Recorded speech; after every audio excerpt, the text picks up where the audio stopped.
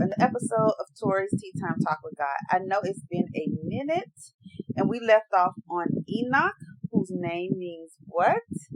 Dedicated. And if you don't know, you need to look at the last episode. Now look, I'm just going to say this to you, and then we're going to move forward in our discussion. This is going to be a home runner. You're not going to want to miss it. It's a message we need to hear in this hour. So, follow me as I follow Christ. Share as you are led. And like if you like. So, with all of those pleasantries, welcome to this episode. And we're going to continue with the story of Enoch. So, let's start with verse 15. Let's start with verse 16. And Cain went out from the presence of Jehovah and dwelt in the land of Nod on the east of Eden. Okay, so let's start with that first portion.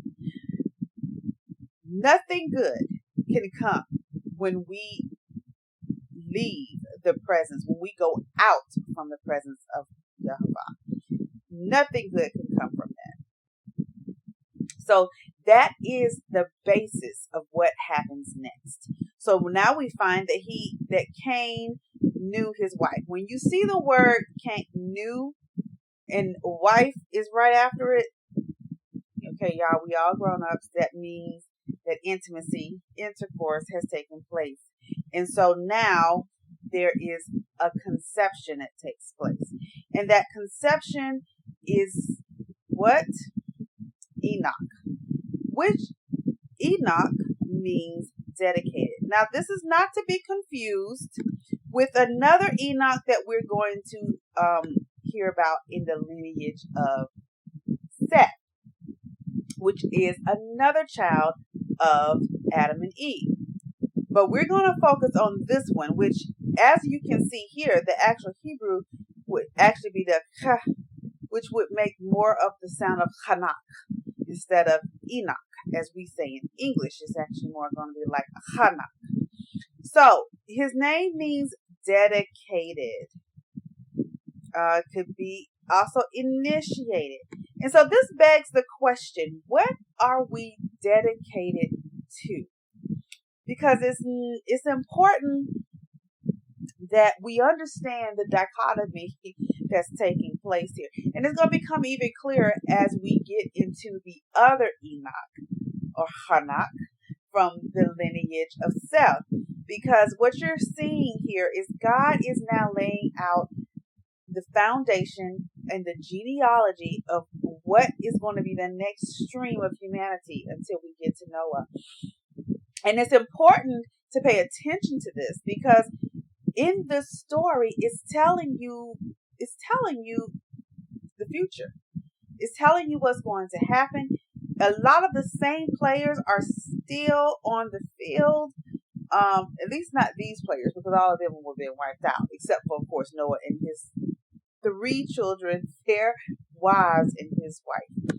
But what I'm saying is, oftentimes, and I know y'all, because I have read through the Bible at least 3 times in my life, and it's always challenging to go through the names. Number one, because of the pronunciation, of course. But there's ways around that. You know, if that is your impetus, if that's the thing that keeps you from really digging into this word, then get you the audio Bible on CD, DVD, whatever kind of program you have, MP3 if you need to. And if you need to slowly go back, rewind. And remember, it's not going to matter anyway, because the people who are reading it from an English perspective in which they're not going to pronounce the names necessarily the way they are pronounced anyway in Hebrew, as we just saw with the name Hanak. So, don't let that be the thing that stops you from getting what God has for you. Too often we give up and we lose sight of so many blessings that God has for us because we will come so far, but then we won't take that leap of faith. We'll make it to the top of the mountain, but we won't we won't jump off. And I don't mean literally jump off, but I mean from the perspective of, okay, it's like we'll make it like Peter, a greater example here. We'll be like Peter. We'll make it to the point where God says, come out on the water and walk with me. And we won't step in. Look, if we're going to get what God has for us, we have to have some walking on the water type faith.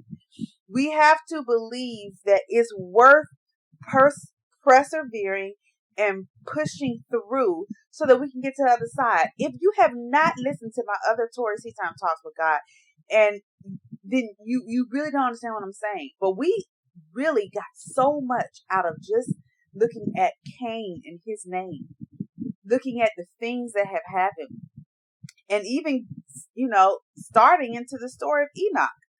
And I'm telling you, the reason why we're getting this information is because we're taking the time to go through the parts that normally for most of us, we just want to skim through it so that we can get to what we consider to be the fat of the word.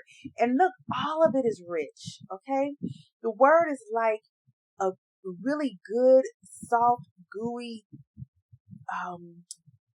piece of fudge. You know what I'm saying? Like every single piece is good, and every single piece is essential for us to know what God has for us.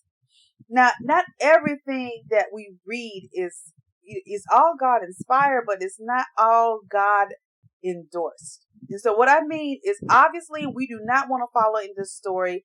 In this story, we do not want to follow in the footsteps of Cain. Okay? And we see what happens to Abel. So Abel is a prophetic type of what happens to those who will walk in righteousness, those who will do that which is pleasing to God. He is a picture of Yeshua, because here you have the one who gives the acceptable sacrifice, and how does humanity pay him back? By taking his life. This is what happens. This is the same message Yeshua was trying to tell his disciples. If they loved me, then they would love you, because I come forth from the Father, right? He's telling them, and that's why I'm bringing in the prophetic part of this here, so that you can see that from the very beginning, he was showing you this is what you're going to have to deal with. You're going to have to deal with the fact that if your goal is to walk with God, your goal is to do that which is pleasing in his sight, don't think the world is going to be on board. Don't think that they're not going to try to kill you. They will kill you. We have Yeshua, we have Stephen, we have most, if not all, of the apostles who this was their story. They were martyred for their faith. So believe me when I say that we have the beginning that shows us already what Yeshua is going to have to deal with, and what, by extension, as a part of his body, you too are going to have to deal with. And again, we also see that it's his brother. A prophet is not without honor except among his own family, in his own home, in his own community. So look, the pattern has already been set. The story of Cain and Abel is the story that we see throughout Scripture. The story of Adam and Eve is a story we see throughout Scripture. And so I want to encourage you to press through, because that's how we're getting these nuggets. Now, I know I said a lot in this session, but we are going to go on to the next session. And so, look, I want you to, what did I say? Follow me as I follow Christ. Share as you are led by the Spirit of God. And like if you like. Shalom, y'all. And I'll see you on the next session.